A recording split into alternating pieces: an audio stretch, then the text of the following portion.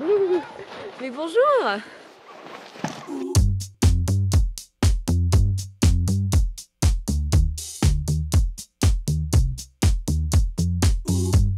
C'est clair là, hein. C'est clairement plus compliqué de filmer en extérieur que tranquille dans son canapé. Mais là, vous verrez que j'ai investi dans un nouveau petit micro qui, en plus d'être adorable, fonctionne aussi assez bien.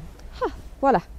On est le 30 décembre, demain c'est Nouvel An, je crois que tout le monde se réjouit hyper de la nouvelle année. Alors, ça vous amusera peut-être de savoir que suite à une de mes dernières vidéos, celle sur l'artiste Cécile Keflin, j'ai reçu mon premier commentaire de hater. C'est une fille qui connaît Cécile de vue. Cette vidéo, c'est pas à propos d'elle concrètement. J'avais par contre envie d'utiliser ce point de départ pour parler d'un sujet qui m'intéresse et c'est celui un petit peu de tout ce qui touche au cyberharcèlement, juste la vague de commentaires haineux dont on est tous témoins sur les réseaux sociaux. Après, je vous rassure, moi je l'ai pas mal vécu, j'étais plus ou moins préparée à ce que ça arrive un jour ou l'autre. C'est un peu triste quand on y pense, parce que c'est comme si je le vivais comme une fatalité. Je vais quand même vous lire 2-3 petits passages, juste un petit peu pour analyser. Elle commence en fait par m'accuser de mentir sur le parcours éducatif artistique de Cécile. Salut, je suis désolée, mais je trouve ça assez déplacé de mentir ouvertement sur le parcours artistique de quelqu'un. Cécile n'a jamais fait les arts déco. Blablabla. Bla bla. Après, elle parle de gens qui s'autosucent dans le milieu artistique, ok, très bien. Ensuite, on passe gentiment à des petites menaces qui arrivent. Si tu ne changes pas tes propos, je vais juste faire tourner ton profil pour délation. Et ensuite, elle a essayé de me faire un appel vidéo. Du coup, les menaces continuent. À ta place, je répondrai avant que ta page Insta s'écroule. Deuxième appel vidéo. Après là, on arrive vraiment dans la partie un peu juteuse, un petit peu bien personnelle. Je déteste tellement les personnes comme toi, c'est à cause des gens comme toi que la société va mal et que la méritocratie n'existe presque plus. J'ai pas tout à fait capté ça, mais je crois que c'est un peu un truc genre elle m'accuse de profiter de la notoriété de Cécile. Les faux artistes d'Insta, c'est comme ça qu'on vous appelle, ok très bien. Ton manque de réponse me prouve juste encore une fois que les gens comme toi ne sont que des vitrines. Ouf. Faut pas oublier de s'hydrater parce que j'ai vite l'air d'une vieille tortue. Voilà, donc on n'est pas trop mal pour un premier commentaire de hater. Après, ça reste encore assez soft.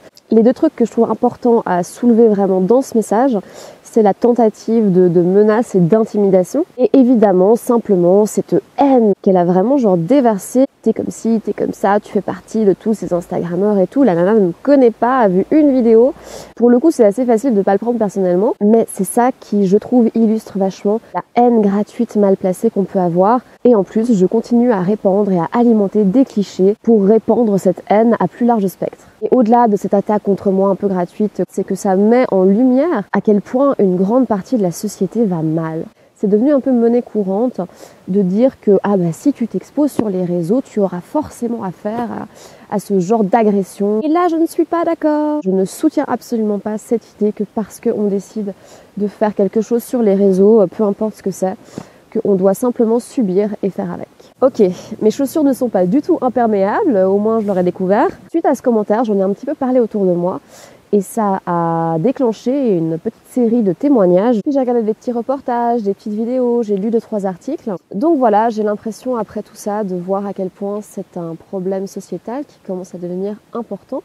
Mais en tous les cas, c'est un sujet qui est clairement trop long pour une vidéo IGTV. L'idée c'était juste de vous faire une petite intro. J'ai écrit un article plus exhaustif qui est sur le blog. Où là, on peut vraiment un petit peu entrer dans le vif du sujet. Donc si ça vous intéresse, je vous invite à aller le lire. Mais juste pour la fin de cette vidéo, je fais donc un petit résumé. Non, s'exposer sur les réseaux ne justifie pas les commentaires haineux, la diffamation, le racisme, le sexisme, l'homophobie, tout ce que vous voulez, non. Si vous en êtes victime, sachez que ce n'est pas normal. Vous n'avez pas à l'accepter et vous n'en êtes pas responsable. Point 2, si vous en êtes victime, ne restez pas seul, parlez-en, trouvez du soutien et surtout dénoncez. Point 3. Afin de vous distancer un petit peu, réussir à prendre du recul, je vous invite à vous intéresser à la psychologie qu'il y a derrière. Je trouve qu'en passant du côté analytique de la chose, ça aide à plus le prendre personnellement et à moins se sentir finalement comme une victime.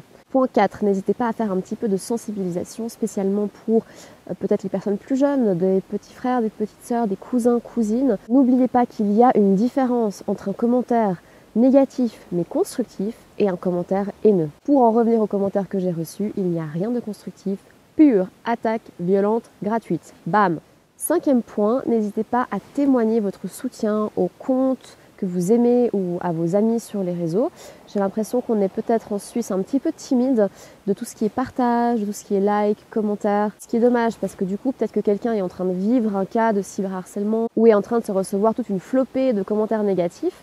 Et si les gens qui aiment restent silencieux, il n'y a rien pour venir contrebalancer. Point 6, il ne faut pas croire que les commentaires haineux sont réservés à une petite partie de la société qui ne nous concerne pas. En vrai, je réalise que quand c'est un sujet qui nous touche, un commentaire haineux est vraiment à la portée de n'importe qui. Même moi, je pense que j'ai parfois eu des commentaires assez limites. Donc je nous invite tous à penser 2 fois avant de presser sur la touche Enter. Est-ce que ce commentaire est bienveillant? Est-ce qu'il est constructif? Est-ce qu'il apporte réellement quelque chose?